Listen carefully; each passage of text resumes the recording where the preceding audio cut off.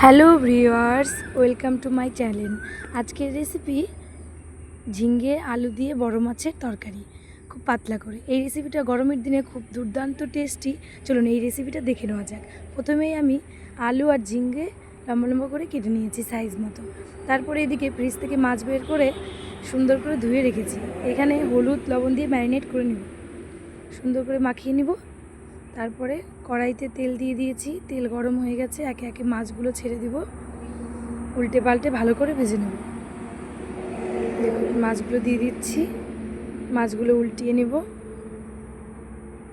সুন্দর করে উল্টে পাল্টে ভেজে নিতে হবে মাছগুলো, কড়া করে ভাজবো। দেখুন আমাদের মাছ ভাজা হয়ে গেছে কড়া করে। তারপরে ওই তেল, মাছ ভাজার তেলের ভিতরেই দিব জিরে ফোড়ন দিয়ে ওইখানে দিয়ে দেবো আলু আর ঝিঙে দিয়ে ভালো করে ভেজে নেব মাছ ভাজার তেলের ভিতরেই। আপনারা চাইলে অন্য তেলেই করতে পারেন, আমি মাছ ভাজার তেলেই সুন্দর করে ভেজে নেব। দেখুন লাল লাল করে ভেজে নিয়েছি। তারপরে দিব পরিমাণ মতো হলুদ লবণ। প্রথমেই দিয়ে দিলাম লবণ পরিমাণ মতন, স্বাদ মতো। তারপরে দিয়ে দিলাম হলুদ, দিয়ে ভালো করে আবার কষাবো। তারপরে দেবো চেরা কাঁচা লঙ্কা। এটা খুব সিম্পল হয়, ভালো করে কষে নিব।